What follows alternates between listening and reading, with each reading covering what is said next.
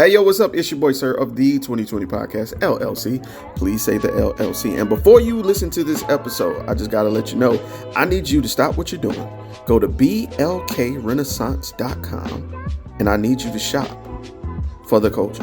That's right. Anytime you use the promo code LLC20 at Black Renaissance Clothing's website, you will get 20% off your order. Off rip, no questions asked. So do me a favor and do it for the culture. Peace. Hey y'all, it's your girl Sade with Black on Black Rhymes. Step to the mic. Mic check. People always ask me where I get my confidence from, and I get it from inside. It's an inside thing, y'all. And when it comes to beautiful skin, I rock with Blendia by India, where her motto is, be confident in your skin. She has a variety of naturally made soaps to keep you smelling good, hair products for long, luscious, healthy hair, and even beard products for men. You know, we got to keep those struggle beards away. So visit BlendiaByIndia.com and use promo 2020skin to get 10% off your order. Thank you, Blendia by India, for being a sponsor of the 2020 Podcast, LLC. Please say the LLC. Hey, this is Butter So Fly of Powerlines Poetry, here to let you know anytime I feel good, I have to look good, so you have to listen to me. Make sure you go to gurudesigns.com, use a 3 instead of an E. The website is great, so you can get something for yourself, and then she makes custom clothes for men too. And guess what? I got a promo code for you. Use 20/20 and it'll get you 15% off of any order $25 or more. You can't beat that. Go to gurudesigns.com.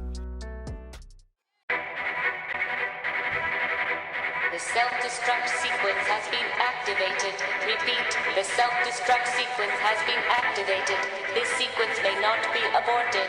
All employees proceed to the emergency car at the bottom platform. Okay, we lit it just like a fuse, so no need to pick and choose. Welcome to 2020, where we do more than interviews. The hottest be coming through, jumping knowledge on all of you. Get a peek at the front of you with the truth that they offer you. Yeah, hands up, we doing it for the culture. To give artists and businesses more exposure. Keeping it real and stay solid just like a boulder. It's about to go all the way down, can't get no lower. Chasing my dreams, know that they get no slower. But if I stay running, I promise they getting closer.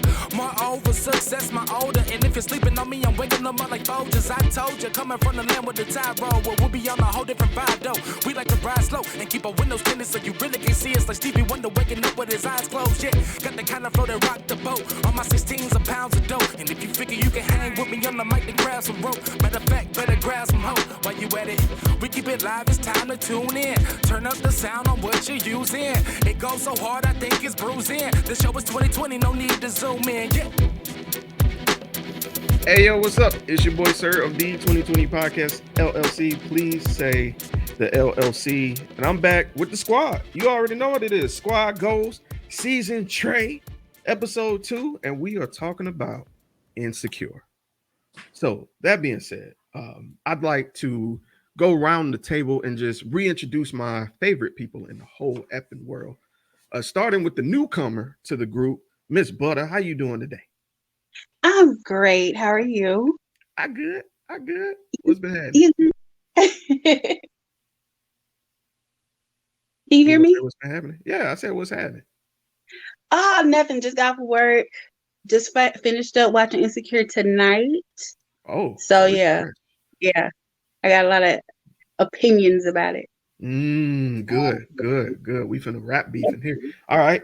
Next up, thank you, brother. We got my brother from a different mother, the youngin, but the old man at heart, Daydreamer Jared. What's good, bro? Ain't nothing was shaking, just trying to make it. That's it. I love it, bro.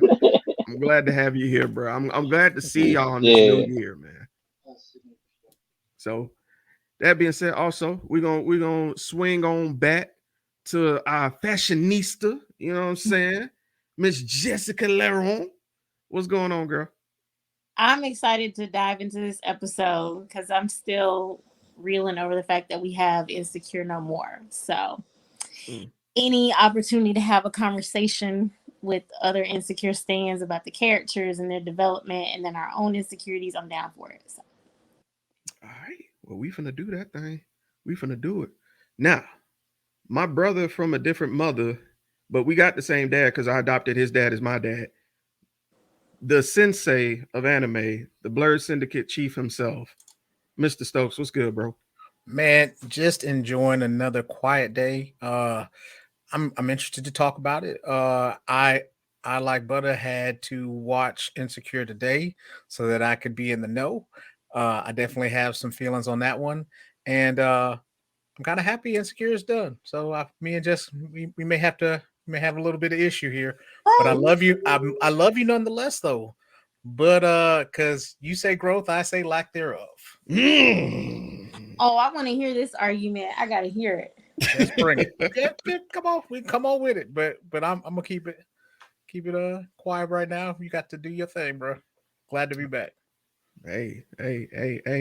Now, everybody, I want y'all to think of a number, specifically a number that comes after 7. All right. Now, that number, if you turn it sideways, it looks like infinity. Now, what's a synonym for infinity? That's right, it's eternity. My boy, eternity is in the building. What's good? Squad goals, yo, what's good, man? I'm glad to be here. I'm just glad to be able to do something, bro. I swear, like all I do is work. So it's like work. When I think I'm gonna have time to do something else, guess what happens? Work. So I'm just glad, man, to be off, and I'm glad to be here, ready to talk some Insecure from I don't know, maybe a third party perspective. Since we got the good and the bad, I'm kind of in the middle. So, ooh, I like this. I like this. What's this going? So, to those that don't know, Insecure is a show on specifically Black relationships between lovers, between friends, between enemies, between exes, all of the above. And one thing that I pride, I guess, the crowning achievement of this show is technically there's no bad guys. It's just shades of gray, much like reality. A villain is a matter of perspective. A hero is a matter of perspective. And I feel like this show, if it does one thing, it definitely demonstrates that nothing is always black and white. It's always gray. So, to you guys, we know Issa Rae is a genius. I think we can all agree on that. To come up with this show and to manifest from an awkward black girl on YouTube to an awkward black girl on HBO is kind of a feat. So before we get started, I want to give flowers and precedence to her. Shout out to Issa. Hope you watch this. I'd love to interview you. Shameless plug. But I wanted to give it to you guys. So I'm gonna start with someone who I felt wanted to talk about this, but she slid in my DM, was like, yo, I want to talk about this. I'm like, nigga, I know. I felt it in my spirit. So Jessica, what did you think about the show itself, Insecure? Okay, so I loved Insecure. I did not catch it right when it came on. I actually caught it a little bit after the first season ended, and so I was able to binge and catch up right before the second season. So I caught that wave. But ever since then, I've been addicted every Sunday. It's just a part of when the season's going. It's a part of my Sunday routine. I love the show as a Black college educated woman because I felt like the characters, they spoke to us. Their experiences with navigating life post-college, trying to figure things out professionally, trying to balance a romantic life, as well as the changes that happen in your friendships as an adult, because I think all of us can agree that your friendships as an adult are not the same as they are in your youth, because you're balancing more responsibilities, you're evolving as a person, your views change. And we witnessed that throughout the season with two of the main characters, and just the complexities of their relationship and how they found their way back to each other. And I think that was another thing that I loved about it, because not all of their disagreements, but it just reminded me of the connection that I had with my girlfriends and how they found their way back to each other. And my best friend and I, we both are 30 now. We've been best friends since we were 5. And we always say, like, we found our soulmates at 5. even though I am in a committed relationship and she's dating, and we both desire to have that partnership, but it's just nothing like your girlfriends. It's just a connection like that's, you can't explain it. And you saw that with these characters. And I loved how, again, y'all, if you haven't seen the final episode, turn this off. But in the final episode, after Molly gets married, and she was telling Issa when she was helping her get out of her wedding dress, she said, "Thank you for loving me when I was me." And I felt that, because we're not always the best version of ourselves. But that's what it means to be a flawed human being. You're not always going to show up as your best self.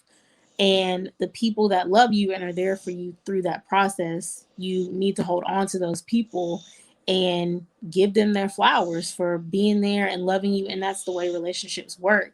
So I appreciated that aspect of the show, that the ultimate love story of the show was Issa and Molly. Even though Molly got her happy ending with Torian, they got married.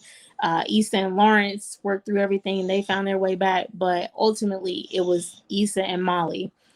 I loved Kelly's evolution, how she went from, I don't want kids, but I want this nigga's kids. Like, I love that. And how she, even beyond that, she was living throughout her purpose by pursuing estate planning, working with Molly.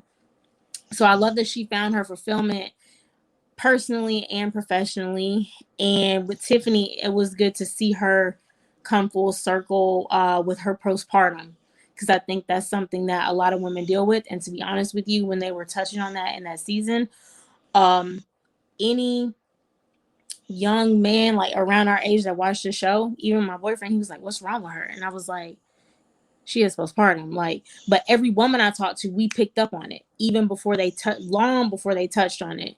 All of us could tell that that's what was going on. So, just to bring it full circle, I appreciate the rawness of the characters, showing them be flawed individuals, and the things that, you know, we as Black people, because it wasn't just about Black women. I love how they showed Black men being vulnerable, how you all navigate relationships, how you all, you know, try to overcome hurdles professionally. And I appreciate that they touched on mental health in Black men, and allowed the conversation to happen, so that it's to try and erase the stigma.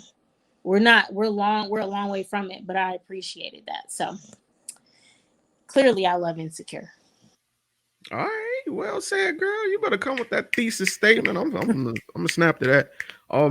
Now I agree with a lot of the points you made. I'm gonna focus for a moment on the relationship between Molly and Issa. Okay. To say the least, it was a tumultuous friendship. There were boundaries crossed for different reasons through different episodes. One of the most, I guess, outstanding ones to me was when Molly ensured that she wouldn't receive the call from Nathan.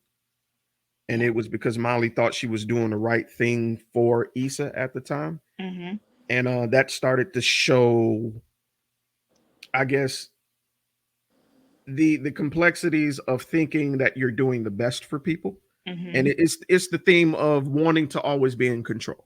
And I think season 5 hit on that. Yeah. There are a few things I did not care for in season 5. Okay. And I think it was primarily due to time constraints. Right. And with COVID. One of the things that I really wanted to see, I wanted to see more of the healing journey between Issa and Molly. I did feel like it was a little quick for the way the previous season 4 was like this slow burning fire that became an explosion. And then and not saying it was bad, it just caught me off guard how quickly reconciliation occurred. Now that being said, I wanted to hand it off to Wyatt, because Wyatt, you stated that you felt kind of a way about the show a bit.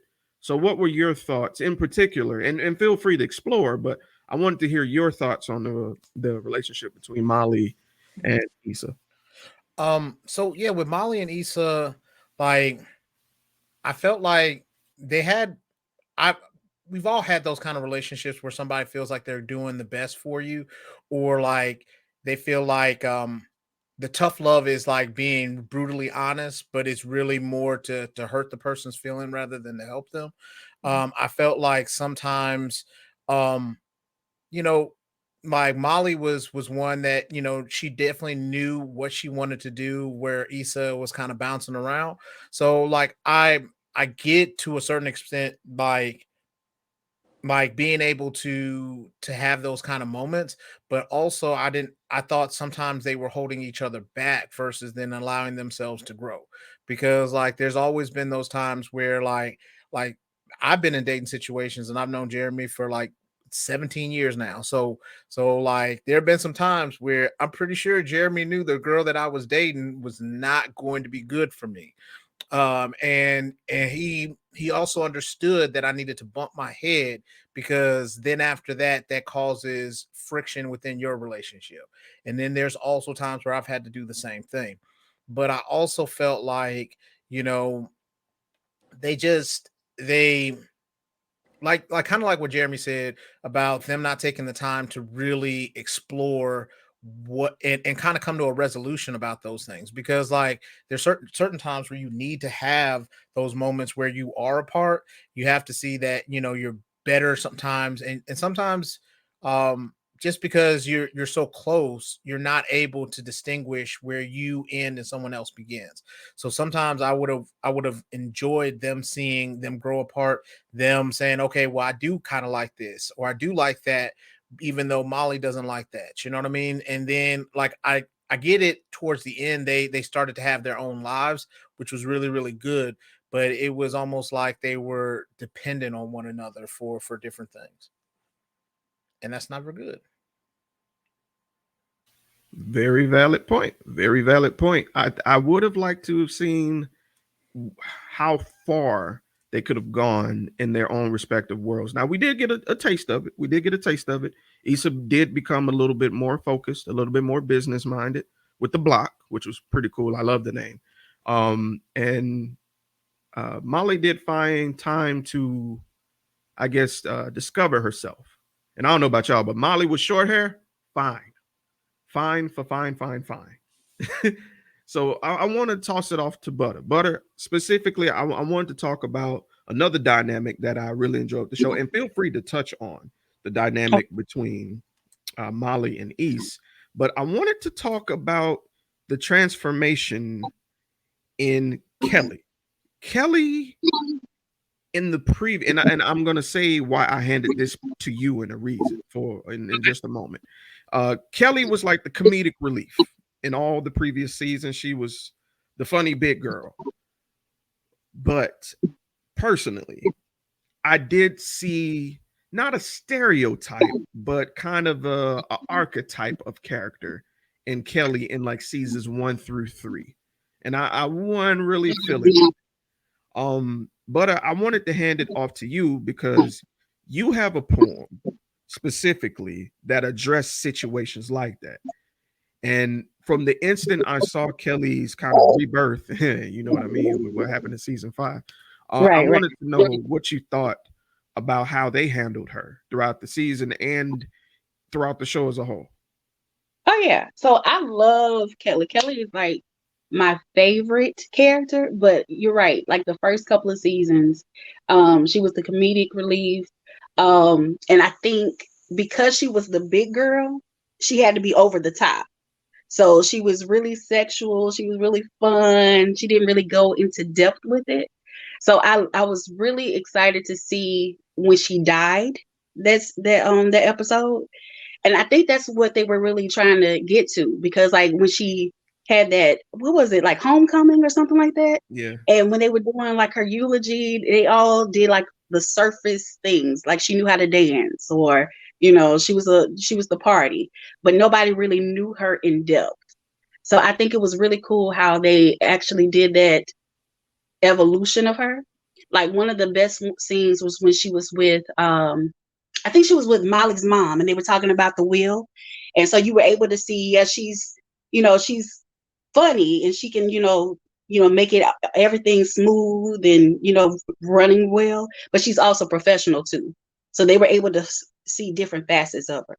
So I really like that a lot. And then also that she actually had a romantic relationship, because a lot of her relationships before, they were just sexual and they were talking about, booty calls and things like that, but she's actually in love in this season. So I don't think they ever touched on her actually being in love. So I kind of like how they finally gave her a little time to shine, because in the first 4 seasons, they didn't really give her anything to work with. I agree. And I was a little sad actually that I didn't get to see what made her kind of fall for this guy, because that was the other They thing. didn't really talk about that. They didn't. Right. He just popped up one day. And then I wanted to see her pregnant too. So even with Tiffany in the wedding scene, that she's having the second child, but they talked about Kelly being pregnant, but they didn't actually show, the baby or what happened. So you just assumed, hey, they're still together. They're still having this perfect little family, but they didn't really go, like they said, I guess because of the, time restrictions, you can't go too far. You can't show everything, but I would have liked to see that too. Right. And this is nothing against the way it was structured with the time skips with the birthday, which I thought was really cool, because cute. I honestly feel like it's kind of an allusion to how real life is. We get so caught up in the day-to-day things that time flies, and then you look up, it's somebody's birthday. And that's the feeling I got. They were showing how quickly time passes when you're an adult, and that's the unfortunate truth.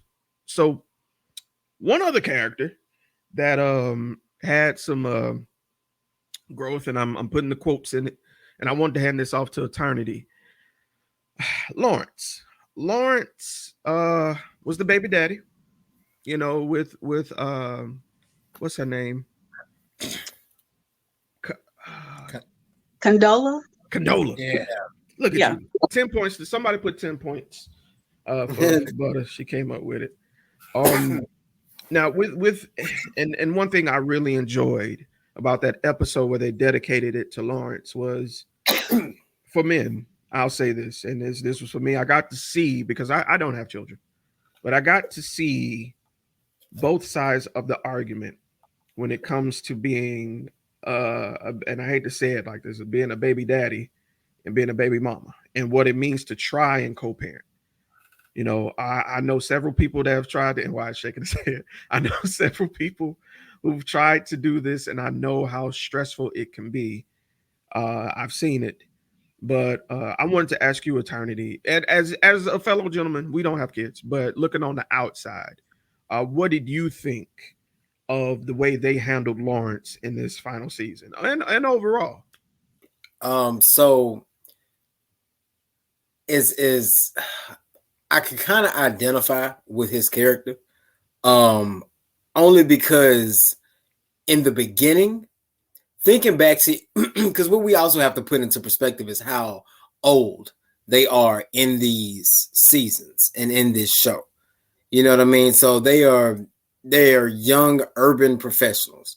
I think back to college days, and especially frat days. There's probably a whole lot of thinking that I was mature, but I really wasn't mature. You know what I'm saying? Like me having visions of what matters versus what someone who is more so by the book would say is security, so to speak. So watching him kind of grow up, if you will, is what I like most about it, because he wasn't perfect, but it's like you could tell he was trying. And I think a lot of times brothers don't get credit for trying. And then sometimes when sometimes it takes major life events like having a child for them to actually grow up. You know what I mean? So I think that as he started to kind of get into his field and stop playing games and realize that he had to get his life together because he needed to make a difference You know what I'm saying? Because now it's not just about him. You know, you can kind of play with anybody that you want to play with, doesn't make it right, but now you are responsible for a life.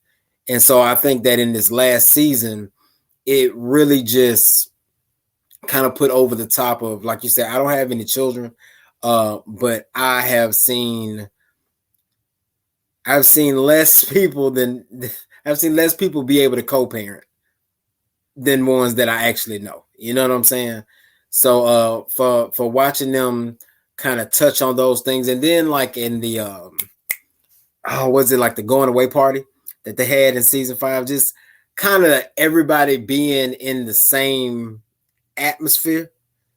You just felt like something was gonna happen, and I felt like that confrontation that occurred, without me saying what it is, you know what I'm saying, but that confrontation that occurred, I think that as hot-headed as he was, it probably could have popped off way more. And the fact that they allowed him to be the mature one in the situation, like I think his character was one that they really kind of showed overall. And don't get me wrong, I mean, he was there from the beginning, so of course they had more time to develop that character. But you know, at first they kind of made him look weak, but I appreciate how they showed his growth in determination to be a better black man in season 5. So Excellent point. That situation had, like you said, from the situation where everybody saw everybody. I know I wasn't the only one that said, "Oh shit." I was sitting here, like I sat up. I was sitting deep off in my couch. Now, if you've been to my house, you know my couch sits low and way in back. I had scooched to the front of my chair. I actually paused it to scooch to the front of my chair to see what Not was to going to happen. scooch. To scoocheth.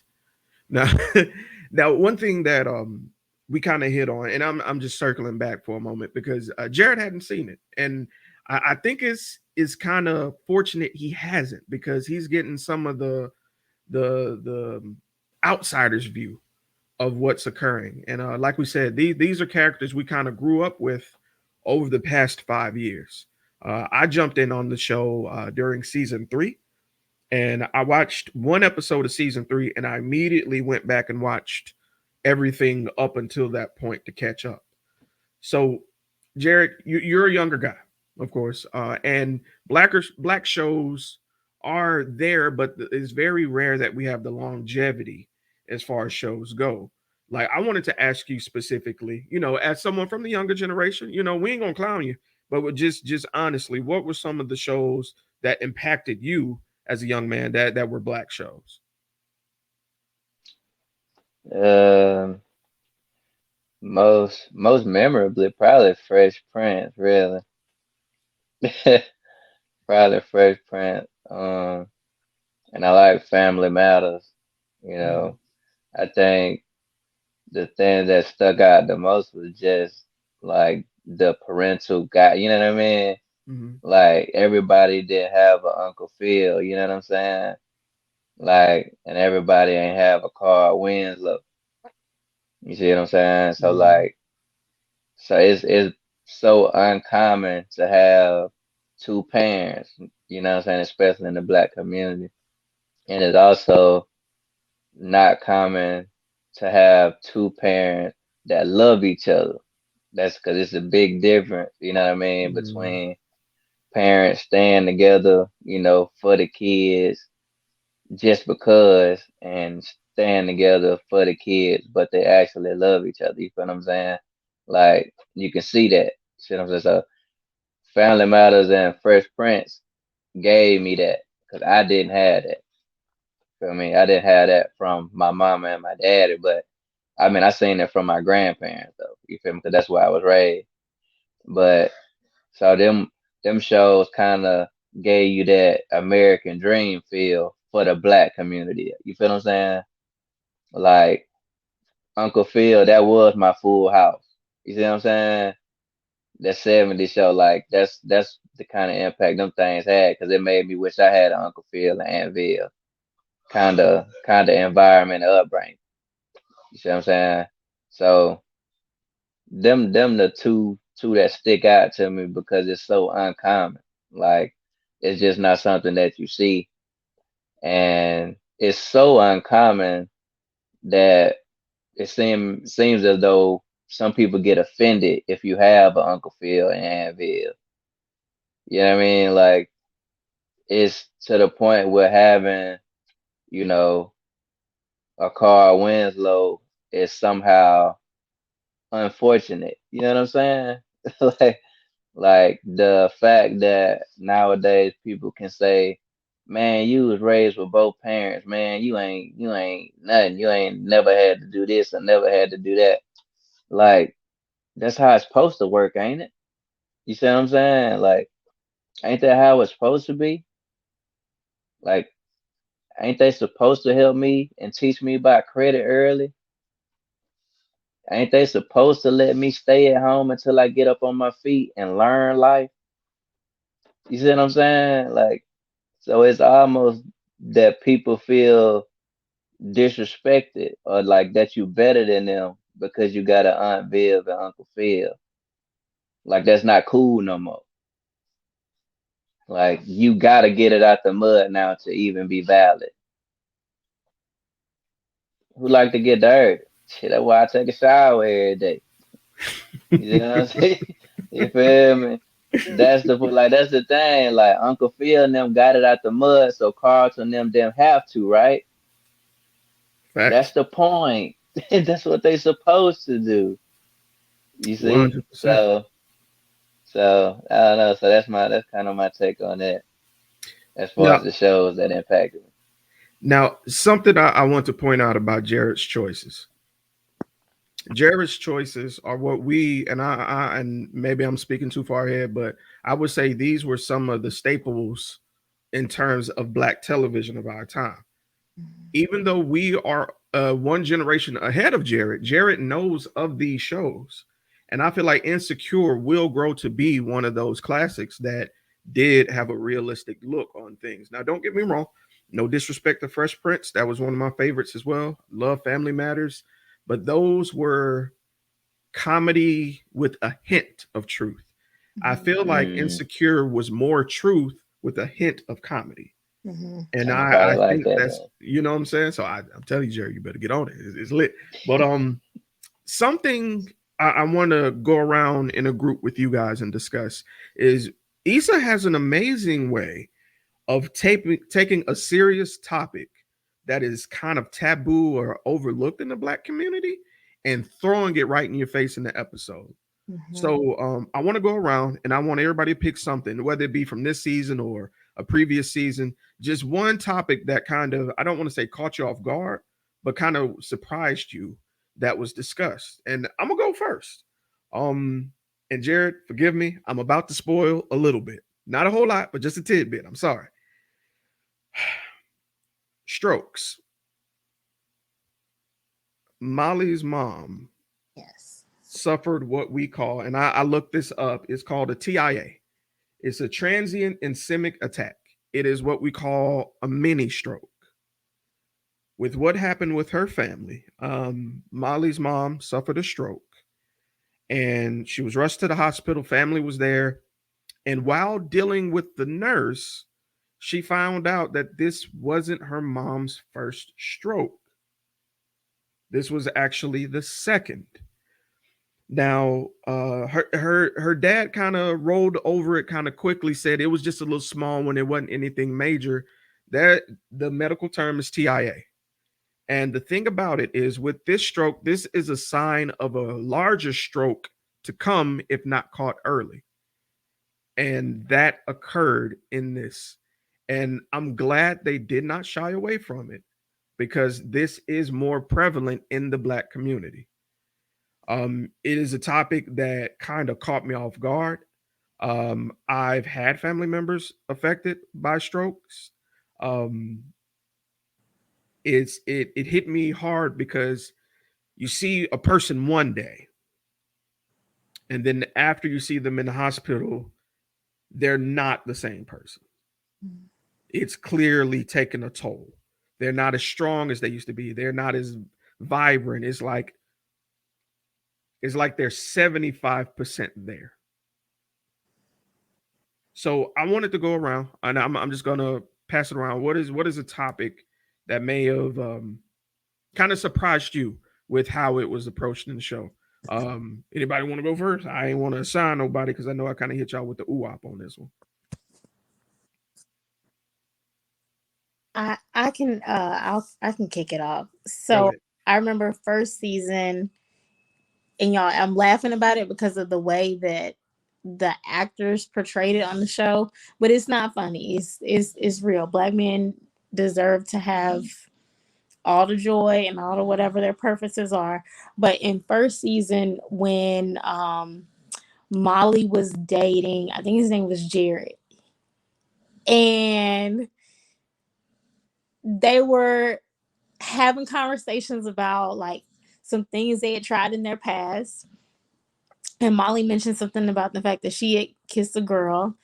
And so, Jared kind of rolled with it. And he was like, yeah, I've had an experience similar to yours. And she paused. She was like, what you mean? He's like, yeah, I've hooked up with a guy before. And Molly was like, so, I mean, what does that mean? He was like, I mean, yeah, he gave me head, but I wasn't into it. I figured it out then. And that was a big deal breaker for Molly. And, I've had conversations with a lot of my Black girlfriends, and that's that's the vibe. So they explored it because that's where we are in the world. The world is changing. People are being more open about who they are, what their preferences are, how they identify. And, they touched on that. And I do think it was important for them to touch on it for Black men, because Black men, Black people in particular, really don't have the support that they should, being a part of the LGBTQ plus community. So the way they touched on it was very comedic, but it's a very, it is a serious issue. I don't want it to seem like I take it lightly. So, but yeah, that's one topic that stood out to me. I was caught off guard by that one too. And I'll admit, although I'm not in the community, Mm-hmm. I was a little triggered by that because the guys and I who have these conversations, we talk about double standards a lot. Yeah. And it's something we vent about a lot. And we just found, and I think Issa kind of proved it in the episode, that the double standard slash hypocrisy of it, where a woman can laugh about exploring their sexuality, but the instant a guy did, Mm-hmm. it was a deal breaker. Mm-hmm. And I was like, that's very interesting. I wonder how many people actually caught that. So Yeah. I think that's cool that you brought that up. Oh yeah, the sisters caught that. I've always thought about that though, and just curious. Like, I'm gonna say it like this: I always wanted to be a fly on the wall when Uh-huh. that actually happened to somebody. Like somebody got comfortable being like, you know what, baby, I sucked a dick or two when I was in college. What you think about that? I just wanted to know what would be said. I'm just look. I don't even want to be a fly on the wall, bro. I don't. I don't even want to be. I want to be nowhere near that one. Like, I had a question. I'm sorry, Jessica. So are y'all having conversations like y'all have men that have been like, yeah, I got head from a dude before? No. Like, okay, that was my confusing part. I was just wondering about that. Like, ain't shit happening over. I'm sorry, no. Let's take it back. No. We Okay. had a conversation about like, girl, what would you? Oh, okay. What you think? Like, is Molly wilding, or you think like? No, it was like that conversation. But, Okay. All right. I just no. just want to clarify. Which hold up, my response sounded like I discriminate. Whatever somebody wants to do is what they want to do, but no, that's exactly. Do what you do. Watch my shoes. That's it. Do what you do. If you fluid, if you buy, do what you do. We love y'all. We still mess with you. Yeah. Everybody is welcome. Everybody can come to the cookout. Just everybody can bring the potato salad. That's all. Right. And know how to play spades. Please know how to play spades. Well. So Anybody else had a particular episode that kind of resonated with them, with I guess with the topic that was brought to light? Well, I had one with Lawrence too. The one that y'all were talking about with the co-parenting, like that one definitely that was a trigger for me because like I, haven't I've had some experiences with that one where even when you do a lot, you know what I mean, and the way that people's perceptions can be things can be kind of misconstrued. Um, so I just I thought that was kind of interesting. You know what I mean? I caught myself, getting a little upset about it when I watched it today. But you know what I mean? I understood and I recognized. And plus I also recognize this about Lawrence too. He's like retro, like he doesn't proactively do things, he reacts to things. So like it took Issa like getting upset with him to get a job at Best Buy. You know what I mean? It took him having to have a child to do these things. It took him having to do, so he reacts to things. And I think sometimes there are a lot of guys that are like that. You know what I mean? And so not saying that it's right because like you should want to do right from the start. But I think sometimes men get comfortable and women as well. And then they're just happy with the status quo. Bars. That's all I can say. I'm not gonna lie. Why? As soon as I seen, you know, them go through a breakdown of communication. Not saying you did, but it Oh, did. there Yeah, was. I ain't, But go ahead. I ain't want to put business out there, but yeah, But I was like, nigga. Oh, yeah, shit. that's what I said when I saw the episode. I literally said, I put my hand on my mouth. I was like, oh my god, I can't wait for Wyatt to watch this because it was the fact that a black woman caught that and showed both sides of the coin for both sexes. And I thought that was so considerate, like to show where each side was being slightly irrational in their own rights, but they weren't irrational in places where they weren't warranted. It was a seed of doubt that caused them to be slightly irrational in those respective places. He was irrational with how he reacted to her being cautious.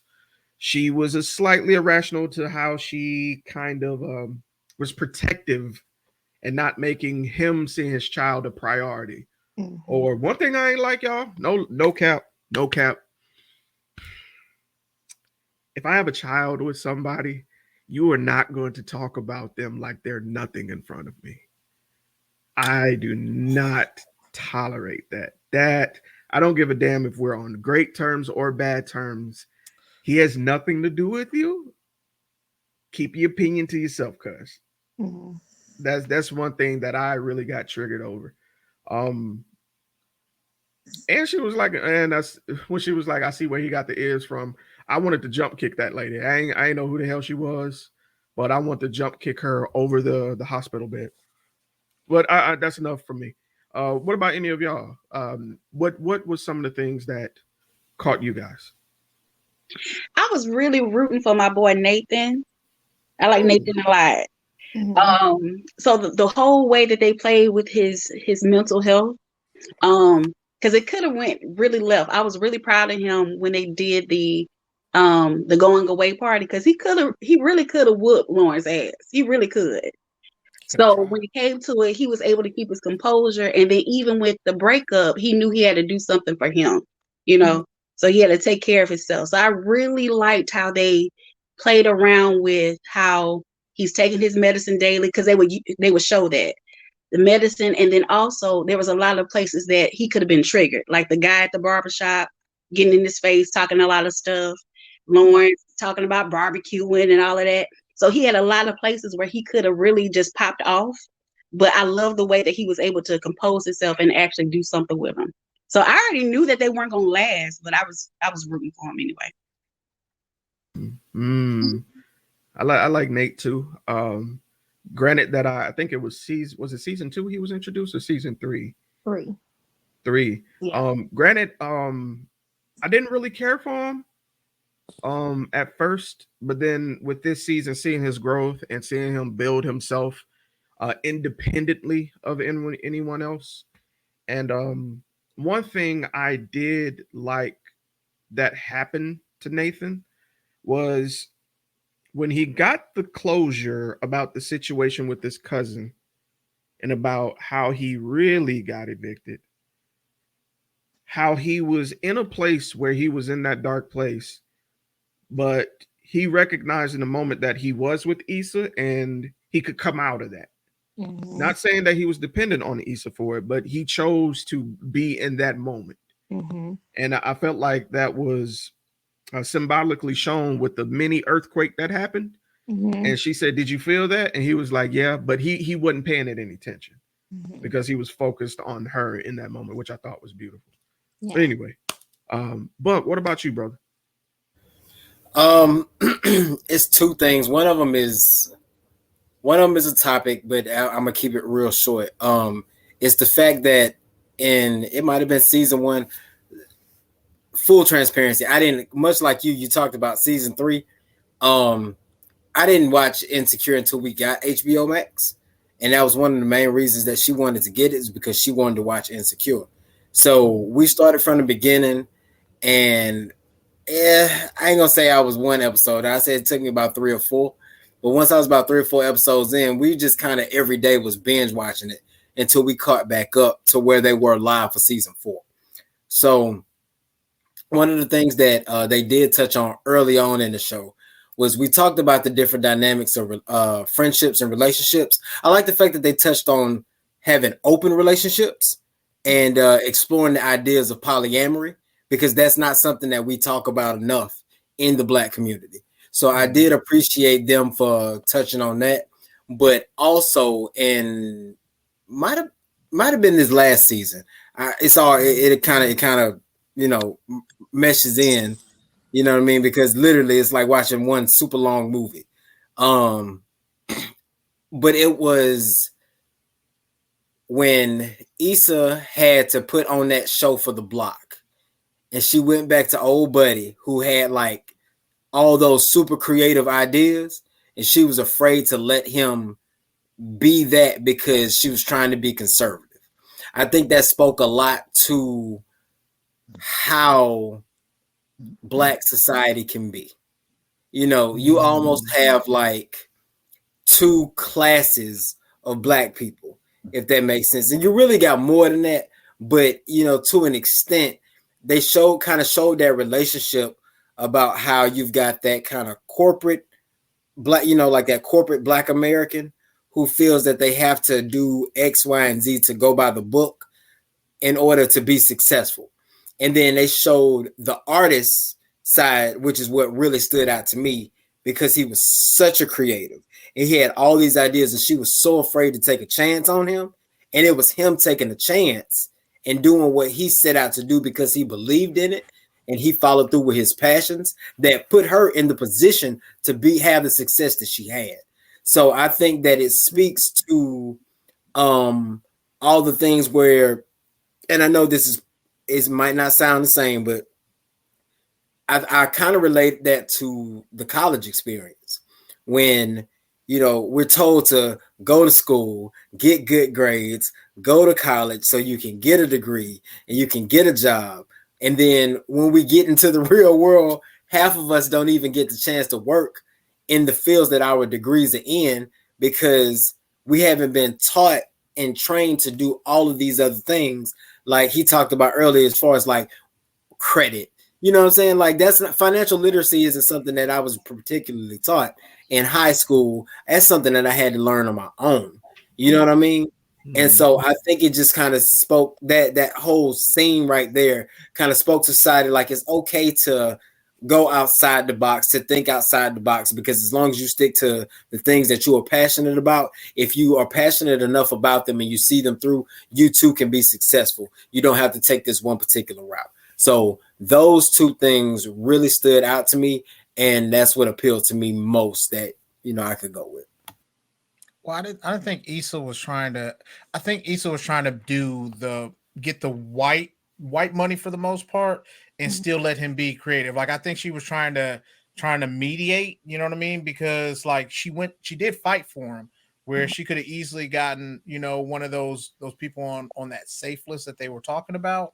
But I agree with you. You know, definitely you got to let your creative side show and everything like that. I just thought she was just in a tough position in that situation because she wants to try to let them see who he is, or Crenshaw. Um, but she also wanted to make sure that she was successful in what she was doing too, and that kind of shows up when she was daydreaming as well. You know what I mean? Because there's two parts of her that are that define success differently versus, you know what I mean, you can be like corporately successful, but then after that you can also be somebody who you know essentially you can just be able to have somebody that's just, you know, locally known, that someone that's appreciated by her own people. Yeah, I think that's a valid point, and I think that's the gray area conversation coming back, where it isn't as black and white as sometimes the world can make it be. Sometimes you're in a tough position where you got to make a tough call, and literally it was a black and white call where she wasn't sure how this white person would react to all this blackness that she made a call that kind of affected the relationship that got her, like Buck said, got her there kind of in the first place. So I did find that interesting. That was one of those situations where I was torn, and I was one of those people that was like, you better not respond on Twitter. You better not respond on Twitter. I was like, God damn. I was like, fuck, why did you say something? So, and I think that's reflective of us as well. We are in that age of clapbacks, being routine now, that we don't think about the consequences therein. We're so focused on cred and perception that sometimes we can forget that to bow out gracefully is sometimes the best move. And granted, they did make up, but still, it didn't make it easier. Sometimes you have to end up with those peace brownies, those olive branch brownies, which I'm pretty sure had weed in them. I was absolutely sure they had weed in them. Now, I did have a question for you guys. This, like I said, this season was a little bit structured differently. One particular couple I feel like I didn't get a resolution on was and I forgot they damn names again. Jessica, help me out. What's our married couple name? Tiffany and Derek. Tiffany and Derek. Now, y'all, I ain't gonna lie, I love Derek. Derek is probably my favorite guy character of the show. I fell in love with Derek, and I'm secure enough where I can say that. I fell in love with Derek when they were at the event for Issa, and somebody was talking about his wife being pregnant, and he turned around and said, "Shut the fuck up!" And his voice got high. I was like, I like this guy. I like this guy. But honestly, he's a hothead, but he is definitely the voice of reason. Mm-hmm. He definitely de-escalated the situation at the going away party. He was definitely the voice of reason in a lot of Lawrence's bullshit throughout the shows. And that birthday party too. I was just thinking that because he pulled, "Hey, bro, come help me with these boxes." Yeah. He's like, what boxes? Ain't no boxes. And we all need that. We all need that person that anchors us, because we have our moments where we can go off into the deep end, not see beyond that moment. And I'm glad we got that one person, and that was able to do that. But I was a little disappointed. I feel like for all the scenes that include Derek, I don't know anything about Derek. Yeah. I really feel like the only thing I know about him is that he's Tiffany's husband. And he found his wife that one episode. So I was kind of let down. I was hoping I can get more of him. And I also felt like I really felt more for Tiffany because she was leaving her girls. And I never thought I'd say that. Like, I really felt for her because she was moving away from this group of awesome people that kind of held her down all these years. And she was genuinely afraid. She was afraid of change. She was afraid of, not having a certainty, although she knew it would be better for him, she wasn't sure for herself. And even when they went to visit her, she was stating that she hates it. Her kid was the only black kid in the class. And that's a legit fear that I have one day that my child will be the only black kid. But I wanted to ask you, were there any pieces on the table after this season that you felt were left that you wanted to see something more of? So I would have liked to see how Tiffany navigated and found her way back from her postpartum depression. I would have liked to see that. It did, and they didn't even have to go in depth, but I think it would have been nice to see that touched on, because I think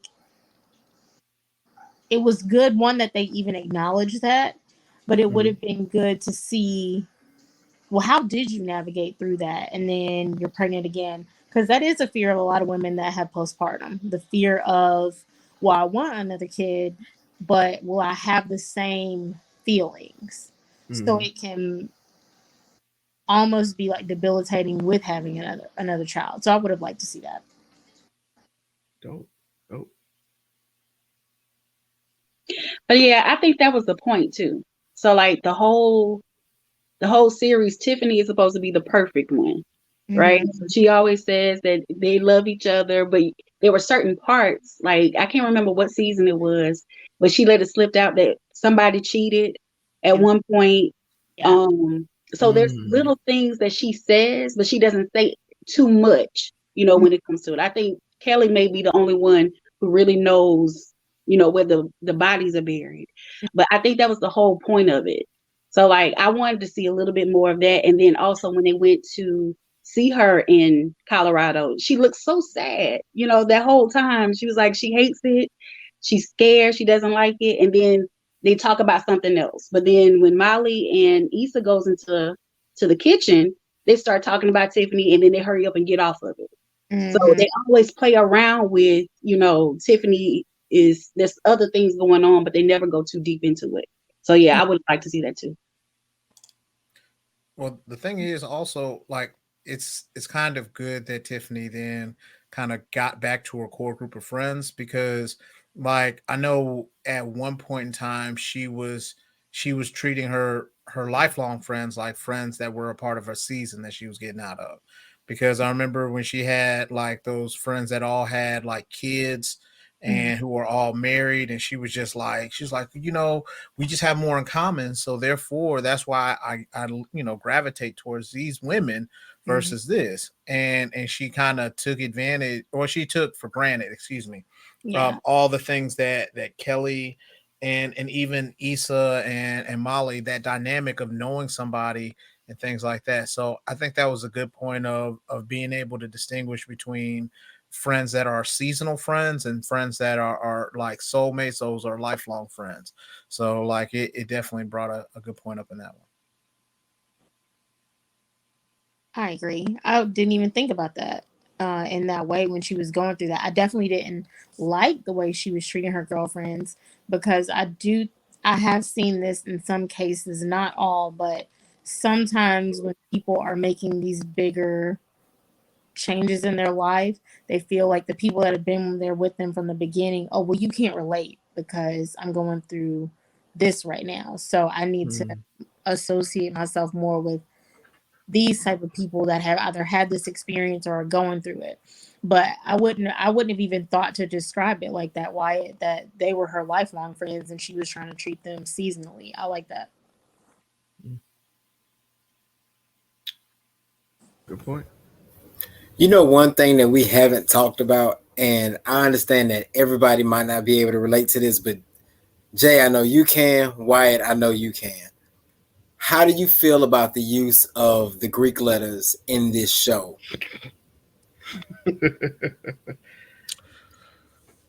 So so me So me personally, like I think representation does matter because so I all right. So another one of my dramas that I like watching is This Is Us, and they had Sigmas on the yard because like the Randall, the black guy, was supposed to be he was going to go to Howard University, and so me personally, like I think his representation, I think that it's not nearly, and I don't know if people are gonna be upset about it. Like I I just was like, okay, you know what I mean? Like it's nice to see somebody, see it being represented because a lot of times that's a big part of the culture. You know what I mean? Like if you got an uncle who's a Q, he gonna be like, hey, when you get to school, what you got to do. You know what I mean? Like, and I don't see them throwing like they weren't throwing any other like they were just wearing the color. They're wearing the colors. And I think maybe they had the AKA jacket on the one time or things like that. And then they made reference to the fact that the Q smell like ass, but then nobody really talked about that. They were just more on she wearing AKA stuff. So to me, I just was like, oh, okay. You know what I mean? I like to see a lot of those other ones because like it's cool to see like, oh, see, then I can show my son like this is the fraternity that dad's in. You know what I mean? Or dad, he's got the same colors and same stuff that you got, the same letters. I think that they I understood both the outrage, if you will, if that's what you want to call it. I'm in air quotes. I can understand the outrage, and I can also understand how I would have pride in doing it. But I also think that you can represent something for a show and not have to use the actual letters, if that makes sense. You know what I mean? Like they could have put like a crest or something up in the house. Because if I'm not mistaken, I think Derek's character is supposed to be an alpha in the show. Because in one of the scenes, there's a wall plaque in their house. I got to go back and look at it again. But I think in one of those episodes, because I think that was supposed to be the thing. They were supposed to be like the kind of Black Greek power couple, marriage, whatever the case may be. But, man, it's so much pink and green stuff out there you could wear. And they probably could have just put the letters on, like I said, put the crest up in the house, show things with it, but without Amanda Seals or Yvonne Orji's characters actually wearing the letters if they're not members. You know what I mean? So that was my only take on it. Yeah, I'm I can't believe I'm saying this. I'm in the middle with you, Buck. I understood why people were pissed off because you have your little boosies of the world who just throw on stuff and just think it's all good because they look cool when they wear it and they play my music, so I can wear their shit. So I felt where people was like, nah, cuz this is slippery slope. We letting everybody come to the barbecue wearing letters. That ain't it. And I get it. And then on the other end, I am glad that the AKAs got displayed. I'm glad they got represented. And it wasn't that like they was like, hey girl, I'm about to go ski wee and I'm gonna wear some heels. And it wasn't overly exaggerated. It was just like, oh shit, they're AKA. That's exactly what I said. So I wasn't tripping about it, but I understand why people feel it's a slippery slope because they're gonna be like, I'm not even gonna get into it, but people are gonna find ways to try and see how far they can go. And my word to the wise is don't do it. Just don't do it. They're actors. I'm pretty sure they got some kind of permission. Don't do it, y'all. Don't do it, please. So it's disrespectful to us. So would you be all right if, say, for instance, another so if somebody's an actor in that fraternity to wear their colors on there, that's cool. That's fine. It's just a portrayal of someone else that's not in that organization, right? Yeah, and like I said, I mean, it's hard for me to say that I have a problem with it as a whole, just because I understand the purpose. But yes, that's exactly what I'm saying. Like if it was an actor who was a member of said organization, for example, in the Steve Harvey show, Steve Harvey used to wear his frat stuff, purple and gold. He had a big shield on the wall, but he is actually a member. And you know what I'm saying? It's the same like with Ricky Smiley incorporating Q step, you know what I'm saying, hops and his routines and stuff like that. I think that being members of these organizations, because we either, you know what I'm saying, we took the time to earn the letters. So I think with that being said, I think having the ability to be able to represent them in my line of work, especially if it's going to bring light to the organization, that's just kind of me serving my purpose within the organization. I got you. I feel that. All right.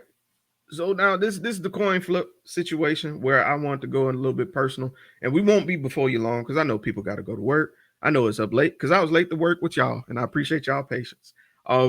But insecurity is a thing that we all deal with, whether it's physical, internal, external, mentally, spiritually. We all have those things that we doubt. Were there any insecurities that you identified with in the show that you guys are dealing with? And like a TikTok say, I'll go first. Um, being wrong. I dealt with this thing of being wrong for years. And this show kind of showed me why. Um, I felt that being wrong meant that you weren't in control or you weren't a good leader. And I felt like that was something that Molly learned along the way. Especially dealing with, and I can't remember the Asian gentleman she was dating, but dealing with him, Andrew. Yeah, see, I can read lips. Dealing with Andrew, she kind of found out just because you're wrong doesn't mean you can't be wrong gracefully. It isn't like a disgrace being wrong. There's no shame in being wrong. They're just showing that you're human. You're not subjecting yourself to this perfect perception that a lot of people fall from. It sometimes is a hill that a lot of people will die on. And I'm glad I saw it. And it was funny that I saw it in a woman and that I identified with. It was even kind of scary. I even kind of looked around and I'm like, God, is you trying to tell me something? So I found it kind of cool that I identified with her and seeing her journey into being broken down. She cut her hair, I grew mine, and it just felt like I'm the inverse of her. So was there any kind of insecurity that you guys deal with that you and you ain't got to share, but if you would share, I think that'd be dope for us to kind of have like a real moment. Yeah, I got a list. I got a list of them. Check that motherfucker twice. Let's go. Hold on. But one that I'm actually going through now would be like the change of friendships. So you're like really, you grew up with this person, you love this person, and y'all are like this. But then sometimes you look at, we're going in two separate directions as if we're breaking up. You know what I mean? So when it comes to it, I can see why, because Issa was always, the one who needed Molly, and Molly was, in control of everything, and she took care of everything. And now Issa is doing her own thing, and now she's like fumbling, trying to figure out where does she actually fit in. So it really plays a part on how sisters grow together and grow apart, and then also to see how, like she said, like soulmates come back together. So the whole thing with friendships and sisters, that really spoke to me. I like that. That was beautiful. It really was. It really was. So one insecurity that I think Issa struggled with, and she evolved through this by the end of the show, is, and I bring this up obviously because I can relate, is doubting yourself and not having full confidence that you belong somewhere professionally and questioning your journey. That's something I've definitely struggled with. And I would definitely say with my last professional experience, that was the purpose of that, for me to gain that self-assuredness that you deserve to be here just as much as the next person. The hiring committee hired you for a reason, or even if it's not a professional, a work experience, it could be you creating your own thing. And that doubt, like as a creative, like that thief comparison can come in, and you're like, well, this person, they have this and they're doing this, but you have just as much as they do. You're just as dope as they are, and you deserve to have opportunities and be in the room as well. So yeah, that's an insecurity that I am, gaining more acceptance from, and just working through. So I want to give you flowers too, Jessica. You and I, and we've stayed in contact. You and I had a conversation a few months ago where you called me out the blue, mhm. and you and I had a very long conversation about purpose, and to see where you are now, because surprise, I'm a fan of all of you guys. Hence why I'm honored to have y'all in the squad. But anytime I see anybody advance, I'm not surprised. And I don't want you to be offended by that, but it's because I expect greatness from you because I see what you guys are capable of. And I see your tenacity at what you work through. So when you guys get what's coming to you, I'll be like, and they deserve more. You know what I'm saying? I'm looking for the next big, milestone for you guys to hit. So Jay, I completely understand where you're coming from. And on behalf of your fans, fuck that insecurity. I hope you whoop his ass, man, because you're dope, yo. Real I, shit. I appreciate that. I definitely appreciate that. I receive it. Yeah, just being transparent. Like, I'm human, so I that does ain't exist. seen the show, but I throw in two. I ain't mean to cut you off, Oh, but I would say shaking that sense of like that non-existent pressure. You know what I mean? Like kind of like that unshakable feeling of just pressure. You know what I mean? Just there's not even much there, and hmm also having too tight a grip on your conviction. You know what I Mm, mean? Like, and I mean too tight a hold on your conviction, as in not wanting to let it turn it loose. Feel me? Because your willpower and what you capable of is all in your conviction. But you don't want that to be too overwhelming, mm, to come off as too controlling, too forceful, too blunt, too, you feel what I'm saying? mm, So you try to kind of sculpt it. You try to sculpt your conviction, but it's not true in a sense because it's not full. You know what I mean? You try to constantly craft it, but you are who you are. You know what I mean? Like I've never been able to shake that sense of running out of time. mm, That pressure of I know that I got it in me. Like I know I can have this if I do this. Like I know why am I taking a nap right now when I could be trying to come up with a different scheme? Like when I could be coming up with a different talk, a different poem, a different this, a different that. Like I could be working on a new book. I could be working on a new cover. I could be working on a new design. That unshakable sense of pressure that I need to be doing something. You know what I mean? Because if I don't, it's gonna slip through my. You feel what I mean? Like it's gonna slip. It's gonna just slip through my fingers like sand.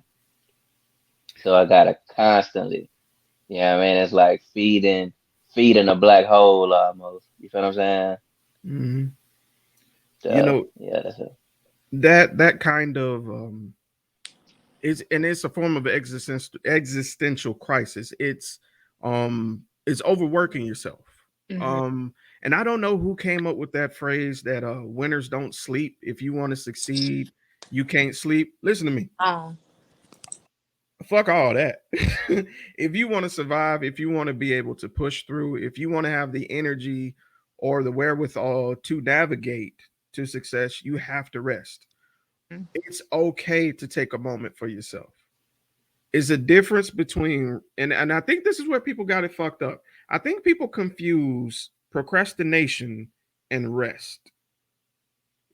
Like, and I Yeah. think people will guilt you into success or try to guilt you into success, and what that will do will make you resent what makes you pursue success. you know. And I'm against that. I try to steer clear of motivational speakers who speak that way. There's one guy in particular who makes me cringe. And I get what he's saying. I get what he's saying, but I just hate the way he's delivering it personally. It may work for y'all, but not me. But it's this guy that I hear on all these little inspirational background music. He's like, you gotta want success more than you can breathe. You gotta want success more than you My can eat. Eric Eric Thomas. Thomas. Eric Thomas. Eric Thomas. I don't subscribe to that. I don't. I don't. No. No. I get drive, but drive should not have to be a metaphor of self-destruction. And I firmly believe in that. So that's enough of me preaching. But y'all go ahead.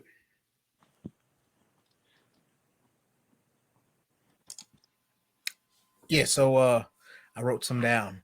So My man. So one thing that I've really worked on, especially the last year or so, is I've been really insecure about giving a fuck about what other people think about me. And then I realized that it doesn't benefit me or hurt me whether or not somebody believes that I can do something or says something negative about what I can do. Because like shameless plug, that's why I started like the Blur Syndicate, was because like I felt like it'd be a really cool opportunity for people to talk about certain things that, that being themselves, because I felt like if I say this about this anime, then people are going to say this or do that. And I just realized, like, I mean, they can't touch me, you know what I'm saying? Like, the only thing that they can do is type some shit out, like, or say some stuff in their mind. And last time I checked, I can't read minds, not yet. But when I do, some shit's going down. But but anyways, like I just realized, like, giving a fuck about how somebody feels about you, and they feelings can't do nothing but, there's feelings. Like, feelings don't do shit to you. So, or you know what I mean? Because there's some people in life, no matter what you do, you could cure cancer for all the children in the world, and they'll still be like, you ain't shit. And you'd be like, but I just saved all the kids. Like, I should at least have some. There's gonna be somebody in the world that's gonna be like, well, shit, his beard still don't connect, which is another one of my insecurities, because I cannot grow a full beard. So I see, Buck and I see Jeremy over here rubbing their shit, and I'm like, why the fuck can't I have that? But I mean, it's connected now, but like beforehand, the shit just irked me to no end. That was another thing on the list, literally on the list. But just because I can do something doesn't necessarily mean that I should. So just because I can take care of my son by myself doesn't mean that I should, or I should, make sure that somebody, excuse somebody from their responsibility in a situation. So making sure that I hold people accountable, because, like, I know beforehand I used to take the path of least resistance, because, you know what I mean? If you don't have to worry about anything, it's one less problem, but sometimes it's worth fighting for. So certain things are worth the argument. Certain things are worth the energy, even if it's futile in a certain meaning. You got to go ahead and still fight and do what you feel is best, because niggas is out here having strokes over stress. And like, you the only one having strokes over it versus somebody else not knowing that you bothered them with all the rest of their stuff. Like a wrestling reference, Bret Hart had a stroke because people did him wrong in his own profession, and he fucked up. So why are you going to just keep the shit inside? You might as well just go ahead and let somebody know and get it out your chest, and find another way to make yourself feel better. So that was what I had for my TED Talk. Thank you very much. Respect, brother. That beard is coming along fine. I just got to think more manly thoughts, man. That's all I got to do. Moisturize too. I went last because, like, I actually agree with Jessica. That was the one that I was gonna say. Was that I think self-doubt was kind of a thread throughout the show. No matter what anybody was doing, it's like they were afraid to take chances. And too often in my own life, I have been afraid to take chances. And so that's something that I identified with. But I also continue to think, as far as like what we were talking about. And Jeremy, you said something about um oh, it left me just that fast. You were speaking to what after what Jessica was saying about the self-doubt, and we were talking about something. It's gonna come back to me. I'm sorry. I just lost it. It I just happens to lost us, bro. It's at night. We tired. I understand. I lost it. My bad. It's all good. It'll come back to you like out of nowhere. Um, but yeah, with one thing I like about this is, like I said, you all in your respective talents. I am not surprised. Like whenever I hear Wyatt has opened up a shop, I'm like, duh, because this have y'all seen this nigga's wall behind him? Like he has ideas and an eye for art like nobody's business. Buck is probably ain't no probably. Buck is my business guru. Like if I want an idea on how to do something the right way, I've slid in this man's DM like, yo, what you think about this? And he'll hear my plan and tell me what he would do. And he makes himself available if I need him. He doesn't force his ideas on me, nor do I him. He just offers that help. Jared is one of the most positive people I've ever met. Jared has put me in social media networks and realms I have never even heard of. I'm still working on my alignment profile, by the way. So we'll talk more about that, Jared. Jessica, I am always inspired by you because I've seen the different platforms you've been on. So I don't see it as a comparison. I see it as, wow, look at what my friends can achieve just by going for what they want. Butter So Fly is about to be an author, videographer, short filmmaker, actress. Bruh, she's working on a bajillion different things at one time. And I've been here to see her go through it. I've shared with her some of my voice acting stuff. I've shared with her my poetry. And she'll tell me when shit trash. And I appreciate that. You want people in your life who are gonna say, hey, you didn't put your best foot forward there. I think you should do it again. And it might hurt my feelings sometimes. It might, but it's for the embetterment of me. And that's why I thank God for the squad. I'm thankful for all of you. Now, Well, yeah. hold on. Wait a second. You just can't give out flowers and not receive none. Because, like, Oh, God. honestly, man, you do a lot of Yeah. stuff to bring people together that normally wouldn't be together. And like you're so outgoing when it comes to things. And honestly, nigga, I didn't know you could draw like that. Why am I still finding this stuff out like 15, 17 years into a friendship? So like there's a lot of stuff where you dabble in it, you bring other people into it, and you're not going to allow someone not to live up to their potential. So you may have something where somebody's like, oh well, I don't know if I can do that. You try to erase all doubt in their minds, and are like that your superpower is to motivate. So like doing that, man, working hard to make sure that you see your vision come into realization no matter what the vision is, because like there's different facets and different hats that you put on, and you do a damn good job at it. So I just wanted to go ahead and make sure that I speak for everybody on this situation, but saying that you motivate others, and you have them go chase after their own dreams as well as following you, because sometimes I don't think you think you're yourself as a leader, but leaders do what you do, man. They motivate others to be their best selves, because that's what they need. So good job. Kudos. Yeah, you was my first ever podcast interview. Straight up. Yeah. And you really introduced me to the whole thing. And then you invited me into the 2020, and I'm still here today. Like when I went and did other interviews, I always revert back to the first one I did with you. You feel what I'm saying? Like you was the first one that gave me the feel like the flow was mine. Like tell me your dream. Like tell me your goal. Like tell me who you are and what you're about and what you setting out to do.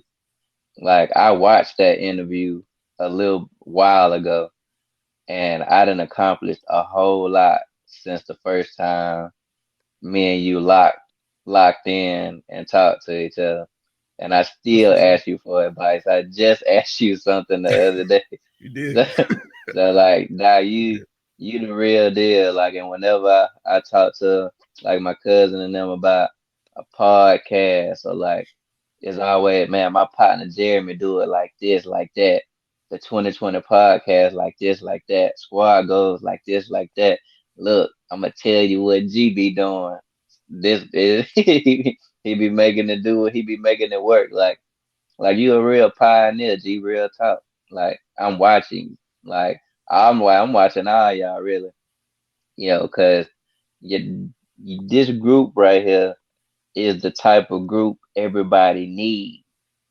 And that's why being a I part of agree. Squad Goals is so important to me.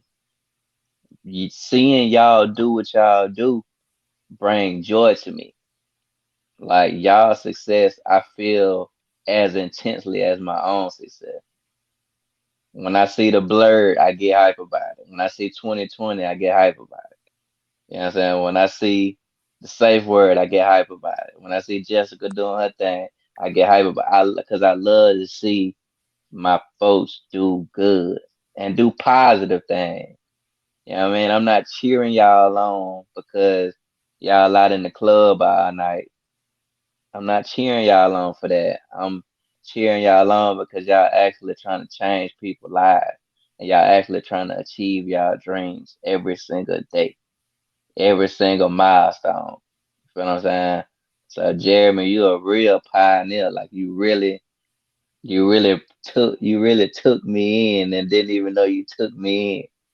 Like you became my friend the very first time we spoke to each other. You know what I'm saying? So don't never sell yourself short about who you are and your potential. Like you really do deserve your flower. You feel me? Real talk. Thank And you, you sir. better not edit So this out either. You better keep it all the way in there. Yeah, you because I know feel me? exactly. He was like, "Man, I'm not gonna put this in there because they're gonna think I blew." They don't. No, you better keep this whole thing in here. I love. The Negro is gonna cry when he go to bed tonight. I already You gonna know. cry? It's You gonna alright to cry? cry in the car, G. That's alright.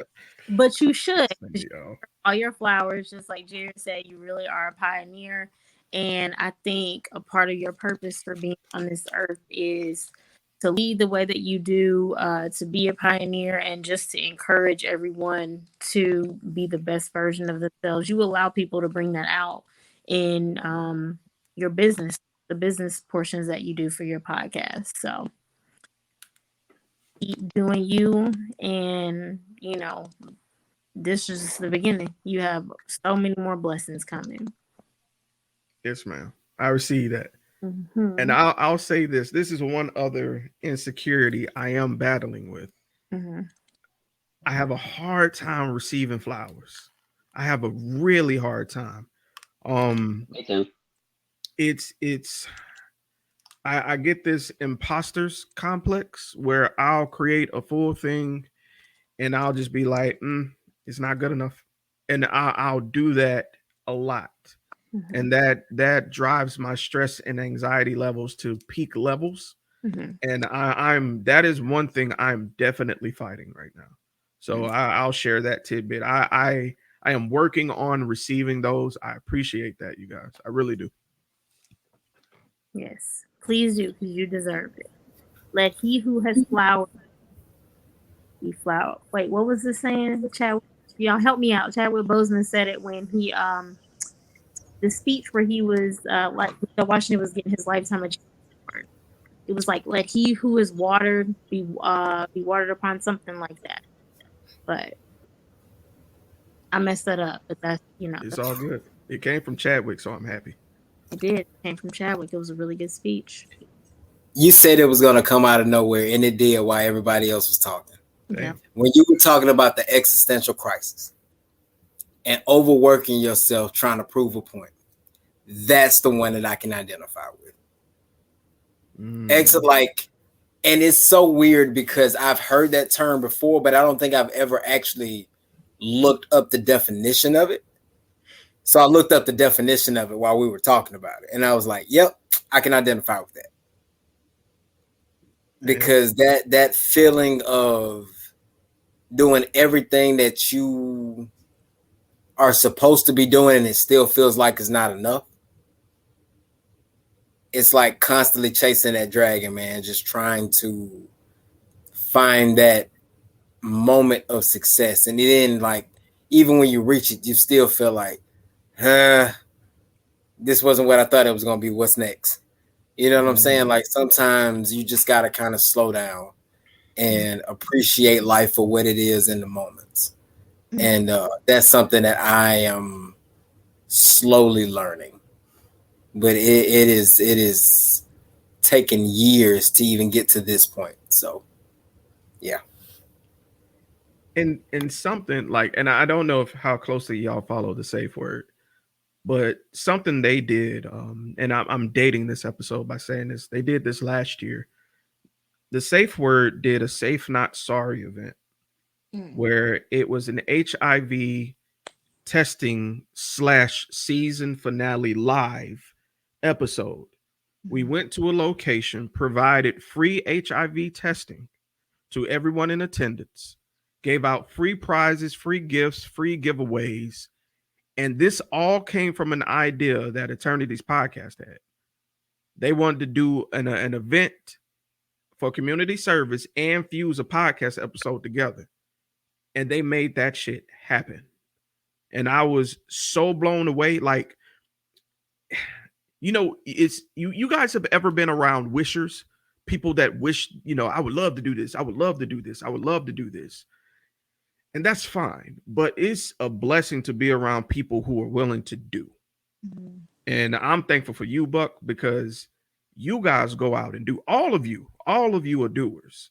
And that is such a commodity, such a driving force for me to keep going, whether you guys can see it or not. I envision like life is like someone running a race, and sometimes you have to take a moment, not necessarily stop running. I'm not saying don't pursue your dream, but notice that you are racing, that you are pursuing this thing while some people are just standing and watching. And that's what I compare what you guys are doing. You guys are actually running this 10K race while other people are still on the sidelines watching and admiring, even though you don't even notice them. So I appreciate y'all, man. But I said I wasn't going to preach no more. Let's go. I'm going to go ahead and wrap this episode up because this is an hour and a half and I ain't going to be editing all this shit. So everybody go ahead and plug your socials and stuff. We'll go ahead and start with the ladies first. Butter, if anybody want to come and check out some of your stuff, where would they find you? So look, I got a Twitter now. Yeah. I don't know what to do with it, but yeah, you can find me on Twitter, Butter2272. Also on Instagram, CarMay2272. Goddess Talk on Merciless Minds Entertainment. And Jessica, what you got going on, love? So you can find me on Instagram at styled_by_Jessica Lauren. If anyone that's listening happens to be in the Louisiana area, I actually have a segment premiering tomorrow on Great Day Louisiana talking about two trends. So check it out. Either way, I will be sure to share the link. So yeah, check me out there. Time out. Do y'all see how she just alley-ooped that shit in there? Like, you see what I be talking about with y'all? Do you see how excellent y'all are? Bruh. Trying to make progress and work through that and plug. Man, y'all are fucking excellent, man. Y'all are the greatest. Mr. Stokes, where can they find you, brother? We can find us at the Blurred Syndicate on all socials. Definitely come visit our shop. Because I feel like when you have t-shirts, especially graphic tees, they are like said one here, the Blurred World Order. I feel like those are statements of who you are, what you're with, and what you like, what you dislike. So why not say that you're with the BS? So go ahead, check us out, and we'd love to put you in the latest merch that we got. That is. Now, I know I cracked the joke earlier. I hope y'all followed my joke when I said the number after 7, turn it sideways. I thought it was dope. But anyway, Eternity, where can they find you, bro? Oh man, MrEverlasting.com. You can go there. It'll take you to all of my social media. I am in the process of rebranding Mercer's Minds as a whole. This is our 10th year that we have been in business. So we've got some major stuff that is on the way. And I'm just proud to be able to have a platform for anybody that wants to release anything. So, if you're an artist out there and you need some help as far as marketing and development, or CDs are still a thing. If you're still looking to do like CDs or thumb drives or however you want to get your distribution out, hit us up. But you can go to MrEverlasting.com, find all of my contact there. Thank you. There it is. Daydreamer, the young buck out the group. What you got, brother? Yeah, man, you can find me at Jared Stan Dash Promising Daydreamers on Facebook. I do now have a landing page for Household Made Friends, householdmadefriends.com. Check that out. It'll give you reviews. It'll give you kind of the rundown, the basis of the book. I also have my new book finished. Just got to finish the editions and everything else. You can find me on Twitter and Instagram _lastdaystand_. And you can find me on the 2020 podcast. Hey, this is Mystique. This is Mr. Everlasting. And this is the Safe Word. Safe Word. Y'all make sure y'all join us every first and third Friday of the month. Every month. We are in season 3. Season 3. Y'all already know what it is, man. Tap in.